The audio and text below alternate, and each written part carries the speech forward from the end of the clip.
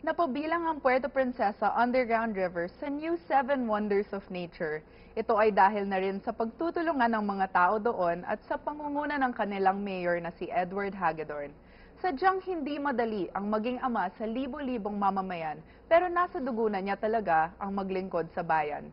Kung makakatulong ka sa mga taong nangangailangan, do it.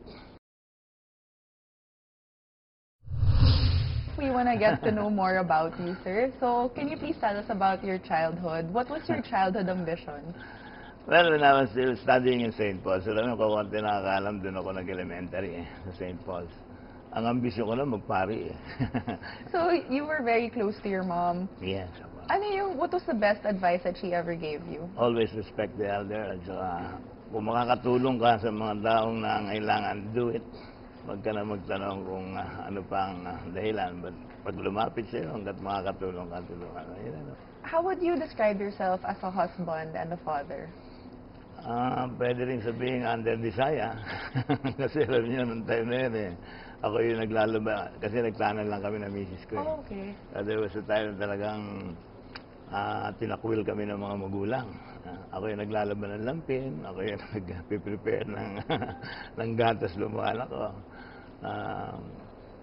Sasabihin lang natin siguro, masunuring ama.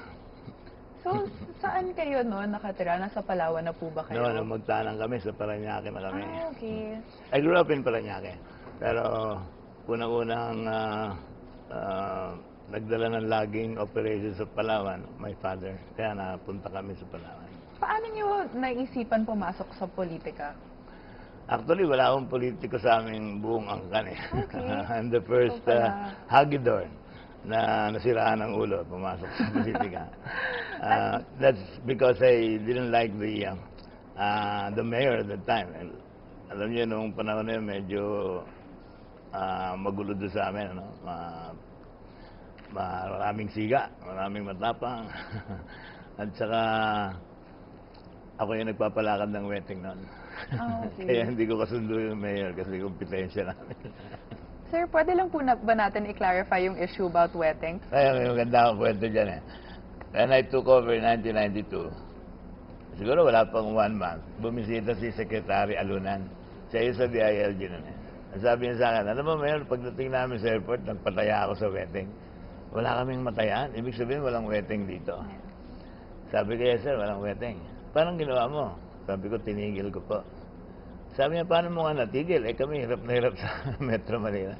Eh sir, sabi ko, tinigil ko dahil ako yung nagpapa-wedding eh. Ako na natawa sa Secretary Luna.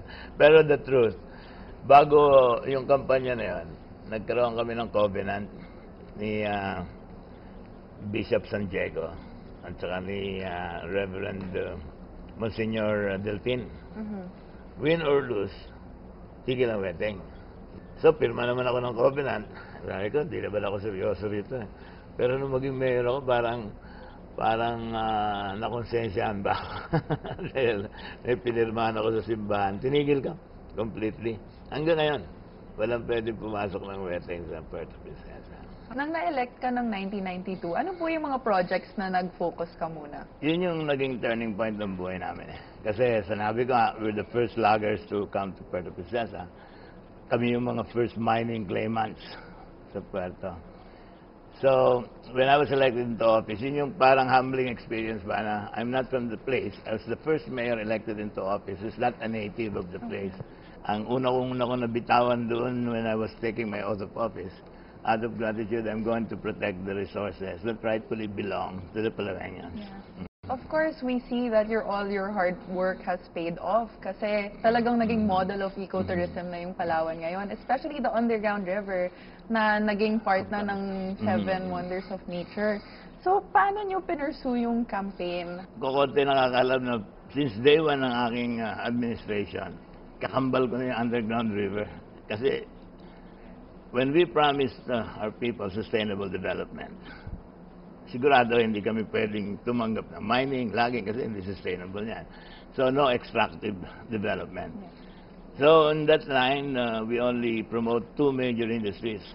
One is tourism and the other is agriculture. Sa tourism naman, although we have so many white sand beaches in Puerto Princesa and Palawan, Pero sa buong Pilipinas marami eh. Ang isa lang unique destination sa Puerto was the Underground River. Ang problema, I found out na hindi pala amin yung Underground River. It belongs to the national government. So, pinangako ko sa mga tayo na I'm going to get the management of the park. For the first time, after 6 months lang na nilakad namin, the national park was turned over to us by Secretary Alcala. Okay. Ayan, yun ang start na yung ating promotion on. Ano po yung mga projects para or programs para maprotektahan yung mga tourist In destinations? my first day in office, ang ginawa namin kagad, we came up with an environmental code. Pero before implementing that code, naglagay muna kami ng isang mechanism. We call this the Bantay Puerto program. May several components yan. One is Bantay Gubat, yung in charge sa ating forest, and the other is Bantay Dagat. Ito yung pinalakas namin. As a matter of fact, napakaraming awards na natanggap nito. I'd like to take this opportunity to thank all the Filipino people na nagtumulong po sa kampanya sa Underground River. Maraming salamat po. At doon naman po sa hindi pa nakakarating sa Puerto Princesa, yung mga gustong mag-relax muna at sawa na sa concrete jungle, if you want to touch base with nature, come to Puerto Princesa. Ang pagkilala ng mundo sa Puerto Princesa, Palawan bilang model for ecotourism ay malaking karangalan na may pagmamalaki rin ng buong bansa. Ang inisyatibong ito ni Mayor Edward Hagedorn ay magsilbi rin sanang simula ng pagbabago para sa mas maganda at mas maunlad na kinabukasan. Hanggang sa susunod na pagkilala natin sa mga katangi-tanging Pilipino, ako si Carla Lizardo.